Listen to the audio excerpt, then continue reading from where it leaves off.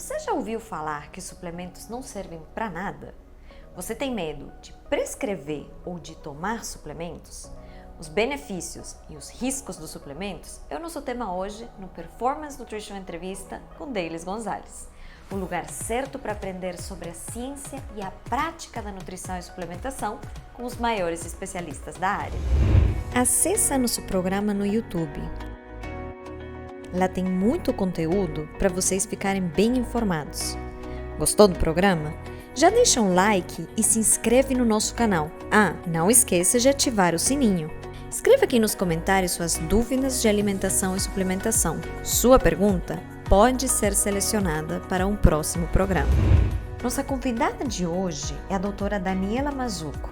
Ela é nutricionista, especialista em nutrição clínica funcional, prática ortomolecular e bioquímica e metabolismo, consultora em desenvolvimento de formulação magistral e material de marketing nutricional, professora especialista em suplementação na pós-graduação da Estácio.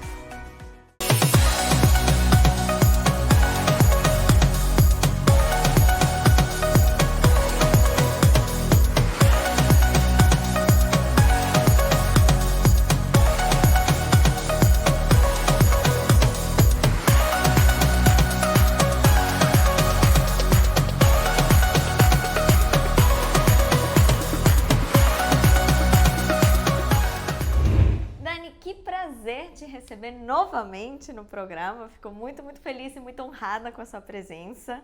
E hoje a gente tem um tema que, por incrível que pareça, ainda gera algum nível de polêmica na nutrição, né? Apesar da gente ter tantas evidências já, ainda tem alguns profissionais que se posicionam um pouco contra a utilização de suplementos. Isso é algo que você percebe na sua prática? Bom, obrigada por eu estar aqui novamente. Está sendo muito gostoso bater esse papo com vocês e trazer meu humilde conhecimento aqui para a galera. E sim, eu ainda vejo uma resistência bastante importante.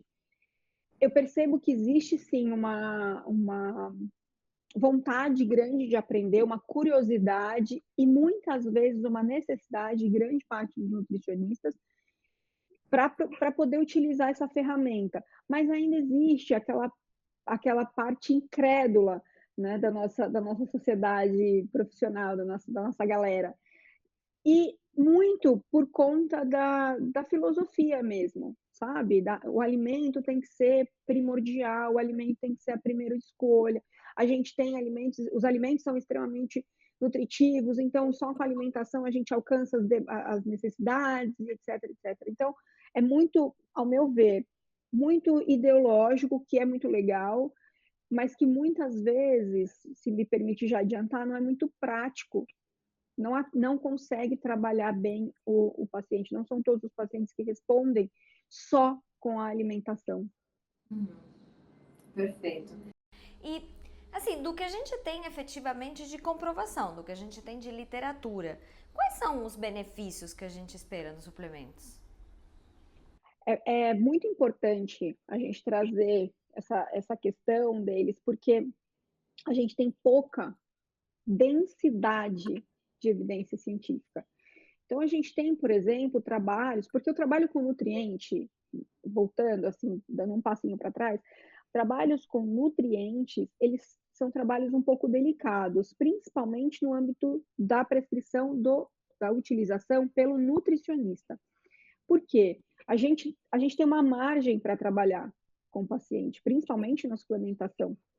Com a alimentação, não, mas com a suplementação, a gente tem um limite para trabalhar. Exatamente porque passou dessa quantidade, vira dose medicamentosa, porque já pode trazer um risco importante para o desenvolvimento de doenças, para alterações fisiológicas, alterações metabólicas a partir de um nutriente. Então, dali para frente, é só o médico que pode trabalhar, porque é o profissional capacitado para tirar o indivíduo de um possível risco de morte. Então, os trabalhos para a área da nutrição, eles não têm muita profundidade, porque a gente tem que levar em consideração todo o estilo de vida do indivíduo, que é diferente de trabalhos com medicamentos, que é isso para isso. O nutriente ele vai entrar nas rotas bioquímicas do corpo, nas rotas metabólicas, e isso vai variar de indivíduo para indivíduo. Mas dentro das evidências que a gente tem trabalhos bastante importantes mostrando como, quando, por que utilizar e quando, como e por que não utilizar alguns nutrientes na prática da suplementação. Então tem bastante trabalho sim, é só dar uma só abrir um pouco a mente e ter um pouco de disposição para procurar, mas a gente tem bastante trabalho sim. Perfeito. E eu vou aproveitar a base da sua própria pergunta, vinda dos trabalhos. Então, como, quando e por que utilizar? A gente vai prescrever sempre quando houver uma carência. Essa carência, ela pode ser proveniente da ingestão. Então, o indivíduo, ele ingere pouco em quantidade ou ele ingere pouco por conta da qualidade da alimentação. E isso, a longo prazo, pode trazer uma deficiência nutricional importante para o corpo. Ou quando ele tem uma deficiência de digestão. Ele até ingere uma quantidade boa, ele tem uma boa qualidade na ingestão alimentar, mas ele tem um problema digestivo e isso dificulta a retirada desses nutrientes do alimento. Ou quando ele tem um problema absortivo, ele até tem ali uma ingestão boa, mas ele não consegue absorver esses nutrientes. Ou quando ele tem uma demanda aumentada. Então, se ele tem uma necessidade, se ele tem uma situação diferenciada, uma doença já instalada há um bom tempo, que para funcionar aquele sistema precisa de uma quantidade maior. Então, a gente sempre vai prescrever suplementos nessas situações. E por quanto tempo? Depende muito. Tem indivíduo que a gente consegue recuperar por um período de tempo, tem paciente que vai ter que usar para a vida inteira. Exemplo, idoso vai usar por muito tempo, pacientes submetidos à cirurgia bariátrica vão ter que fazer uso por muito tempo, ou quem tem uma doença congênita também vai precisar utilizar suplemento por muito tempo, e por aí vai. Então, depende muito da situação. E por quanto tempo? No mínimo 3 meses. A gente precisa pensar sempre que a gente tem uma meia-vida das nossas células. Então, elas nascem, fazem função e morrem. Se eu quero um bom funcionamento, um funcionamento adequado, eu tenho que levar isso em consideração. Então, no mínimo 3 meses, que é a média de tempo de vida das nossas células. 90 dias para a gente ver aí um resultado, de fato, com nutrientes sendo suplementados. Perfeito. E ainda puxando o gancho da mesma pergunta, né? A gente acaba suplementando por conta dessa quantidade de benefícios que a gente já tem evidências, mesmo que não sejam do jeitinho que você falou, né? As evidências existem, os trabalhos têm que ser bem avaliados. Mas aí a gente suplementa então por todos esses benefícios que trazem na prática. Só que também existem alguns riscos associados a essa suplementação. E aí vem até a segunda parte do que você falou dos estudos, que é como, quando e por que não suplementar. A gente tem uma falsa ideia de que o suplemento tem a mesma resposta dos medicamentos. Isso não é verdade, tá? Então, isso não é para isso especificamente. Então, vou dar um exemplo, posso dar um exemplo para ficar mais Claro, claro? por Quando a favor. gente suplementa cálcio, a gente tende a achar que só o cálcio vai ser importante para a saúde óssea. E não é só o cálcio que faz função. E quando o cálcio está muito alto no nosso sangue, a gente acaba tendo calcificação de partes moles, por exemplo. Eu estou falando muito a grosso modo, só para ilustrar. A gente passa a ter enrijecimento de artérias, a gente passa a ter enrijecimento de músculos, então, a gente pode ter comprometimento no batimento cardíaco, a gente pode ter comprometimento na contração dos brônquios do pulmão, a gente pode ter N problemas por excesso de cálcio. Então, quando não suplementar, por exemplo, se meu paciente é um cardiopata, muito provavelmente eu vou ter que ter muito cuidado ou não suplementar cálcio para ele, tá? Se eu tenho um indivíduo ansioso, muito ansioso, com quadro de ansiedade muito importante, já usando medicamento há muitos anos, eu vou ter muito cuidado ou não vou prescrever cafeína sintética para esse indivíduo.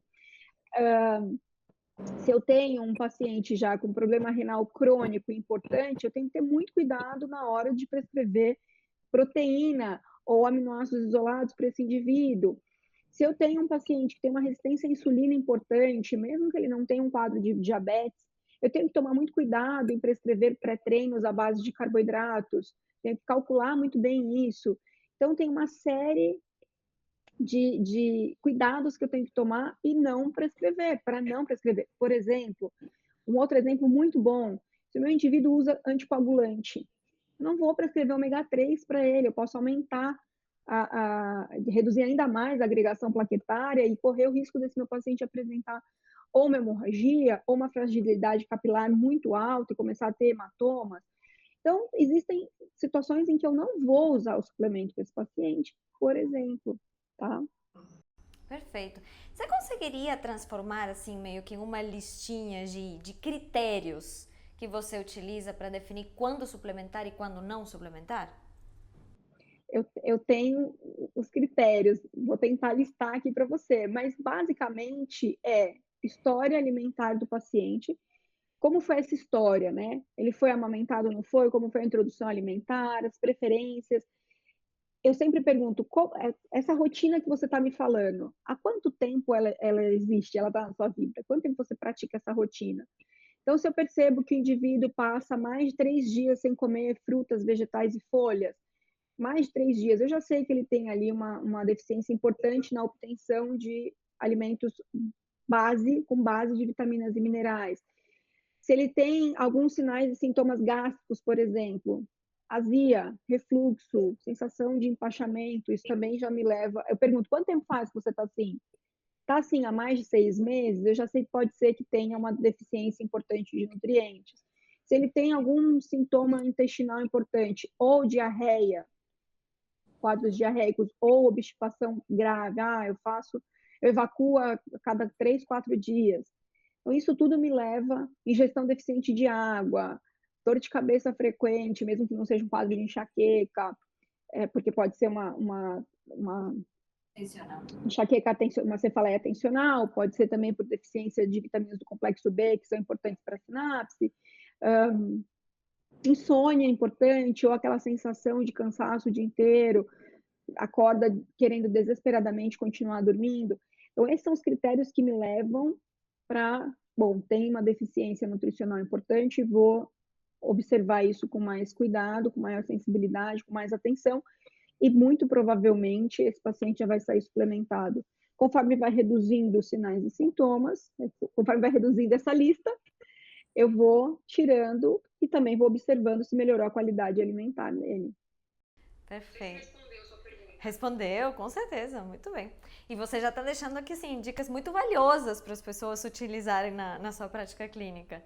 Pensando até na sua experiência, assim, dos seus pacientes, porque pelo que a gente vive hoje, né, a situação, o estilo de vida das pessoas, e pelo que eu vejo no consultório também, nas aulas, em tudo, eu desconfio até que a sua resposta ela seria muito parecida com a minha.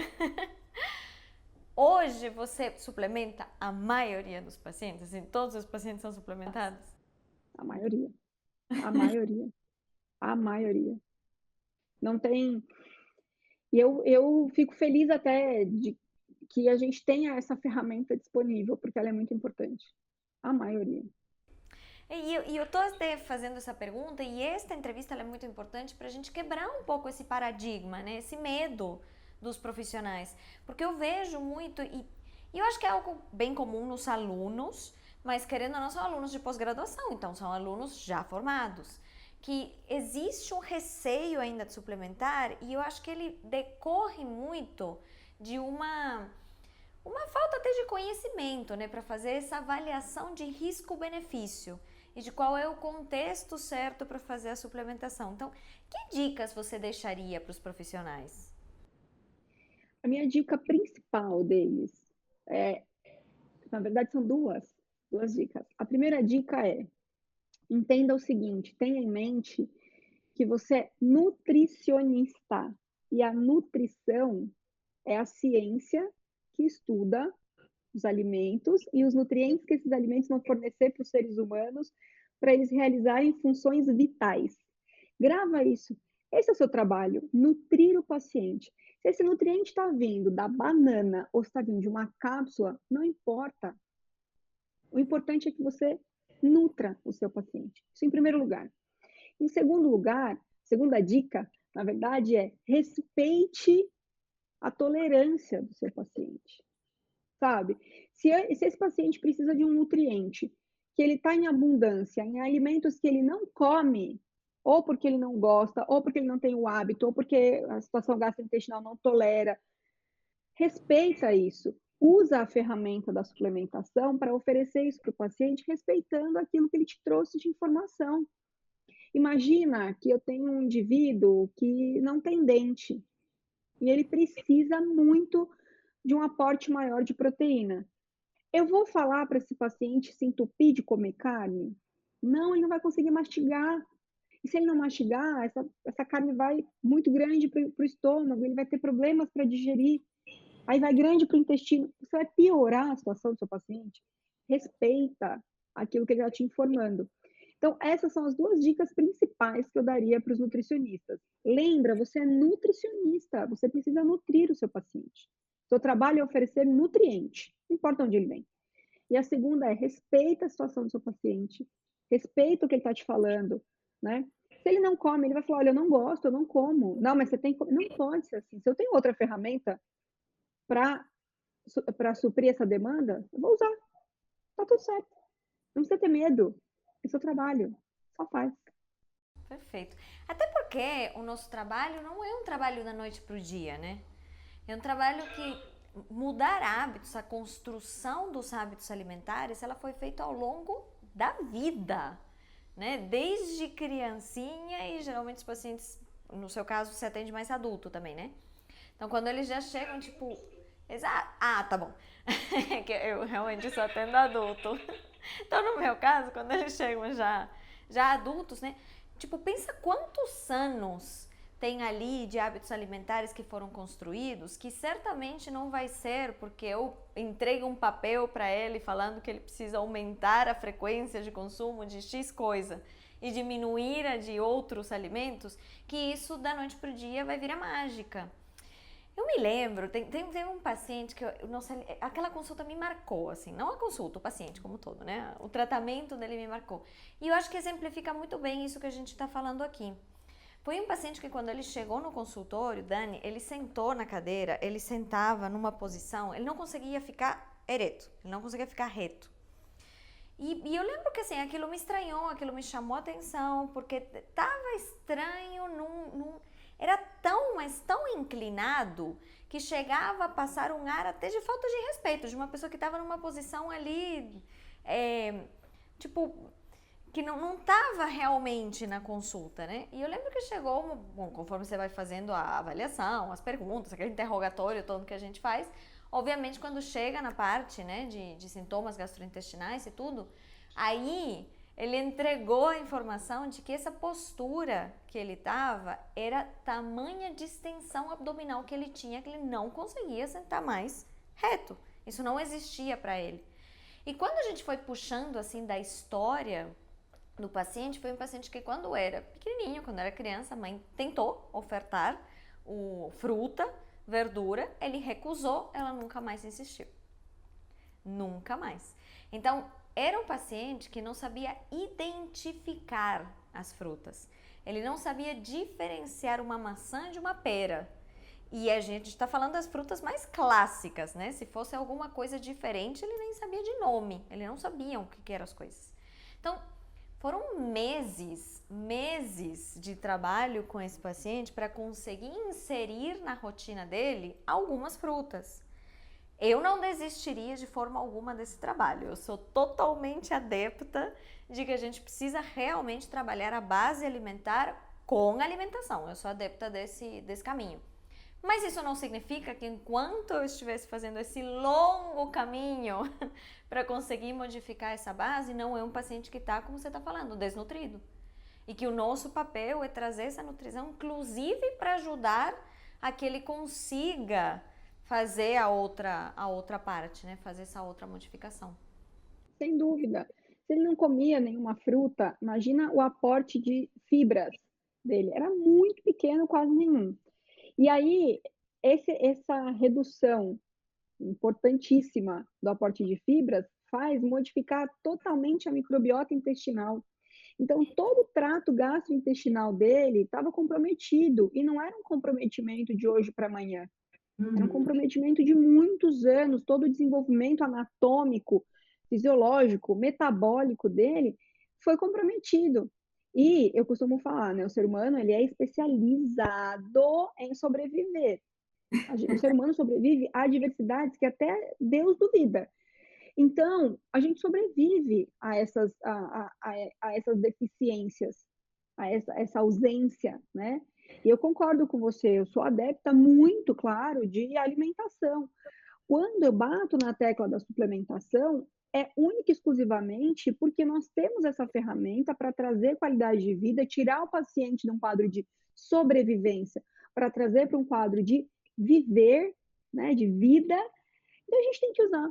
Enquanto a gente tem como também ferramenta de trabalho a mudança do comportamento, a inserção, a construção de novos hábitos. E é perfeito, porque assim, o comportamento ele demora muito.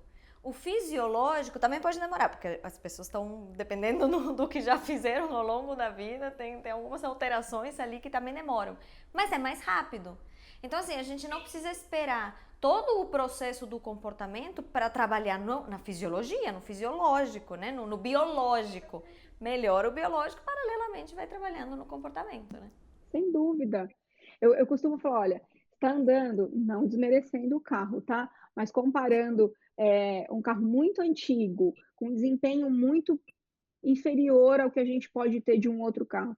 Está acostumado a andar com Fusca, você vai chegar onde você quiser de Fusca.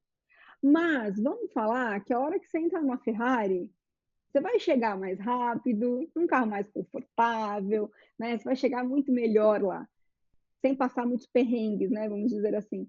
Então, o corpo humano, eu costumo falar, é alguém entrando numa Ferrari para viajar. É muito fácil para você se acostumar. Quando você oferece nutriente para o corpo, ele fala, uhul, agora eu vou trabalhar a milhão. E é o que acontece. Você tira o seu corpo de dentro de um Fusca e coloca ele numa Ferrari.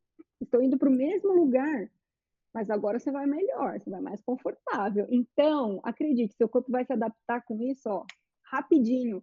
Porque quem não se adapta rapidamente a uma coisa muito mais gostosa, confortável? É rápido, né? Então, o corpo ele é igual. Por isso que eu falo, dá o nutriente para o paciente e depois você me fala como foi. É outra vida. E eu falo, a caminhada da mudança de comportamento deles, ela é muito melhor, muito mais fácil, muito mais confortável para o paciente, quando ele não tem um monte de sinal e sintoma. Então, pensa assim, se o meu paciente tem dor de cabeça toda tarde e recorre a um chocolate com café, vai ser muito difícil eu pedir para ele trocar por um chá de erva cidreira com uma fruta. Porque o que faz ele melhorar é o café. Ele já associou, na verdade, a cefaleia com o café com chocolate. Se eu tiro a cefaleia dele, porque eu identifiquei ali uma deficiência nutricional, ele não vai mais. Sabe por quê? Porque está associado, está junto. Então, para mudar o chocolate com café por um chá com fruta, vai ficar mais fácil se eu tiro o gatilho, que é a cefaleia. Perfeito. E eu adorei essa metáfora aí da Ferrari, muito boa. Dani, mais uma vez, muitíssimo obrigada por compartilhar sua experiência e já já voltamos com a Nutri Responde.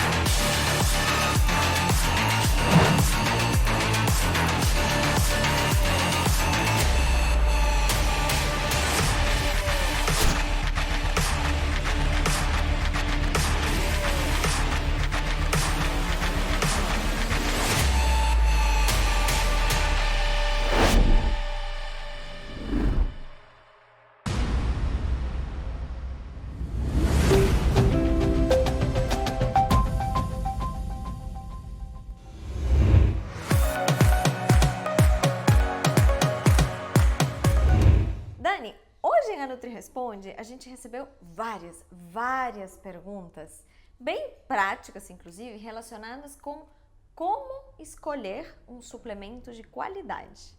Você conseguiria deixar para as pessoas, assim, meio que um passo a passo de quais são as coisas importantes a serem consideradas para escolher um suplemento de qualidade? Eu sou muito bairrista, tá? Então, a minha resposta vai ser, em primeiro lugar, aqui, você está no Brasil, prefira suplementos de marcas nacionais. Dani, por quê? Porque essas empresas, elas levam em consideração a nossa fiscalização, que sabe exatamente como é a nossa população. Então, o que o nosso órgão fiscalizador permite, ele permite de acordo com a nossa população, nossa extensão territorial, nosso clima, nosso biotipo, nossa função biológica, tudo isso, nossa expectativa de vida, nossa média de idade da população, isso tudo é levado em consideração. Então, prefira a marca nacional. Eu prefiro sempre marca nacional. Por quê? E outra, a gente tem acesso a essas empresas.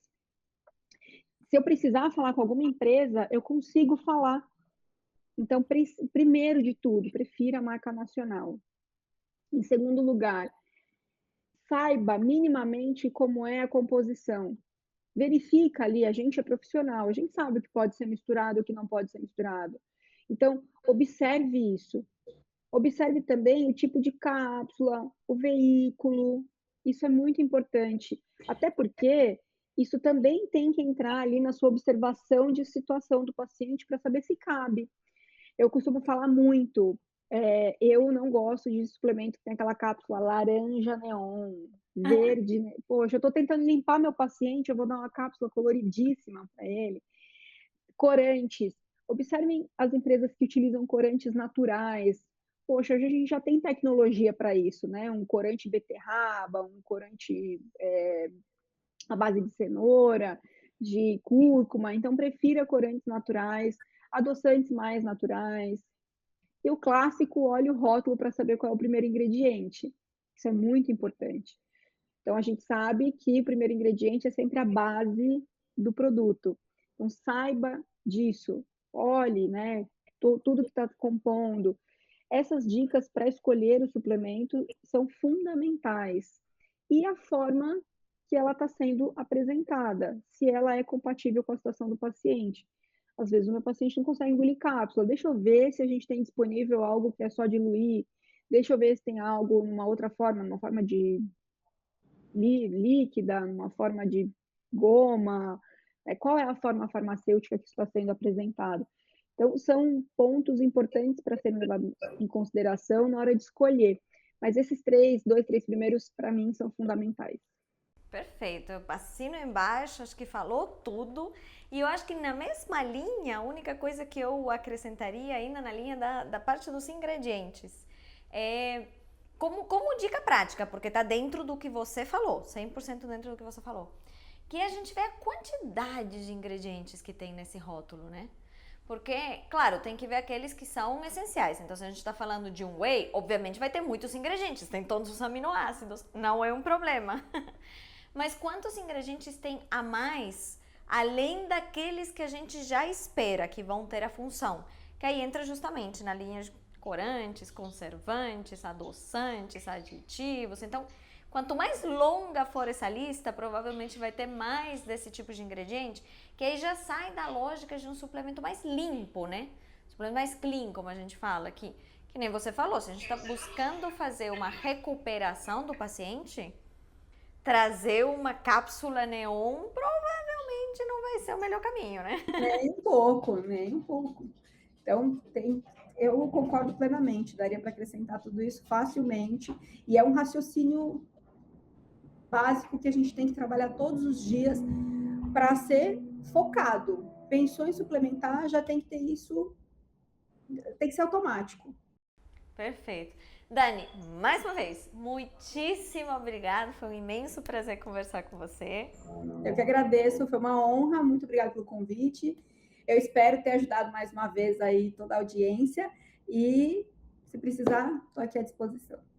Muitíssimo obrigada. Com toda certeza ajudou demais. Inclusive, deixem nos comentários o que ajudou vocês aqui do programa, quais dicas práticas vocês já vão utilizar. Continuem acompanhando, compartilhem, curtam e a gente se vê.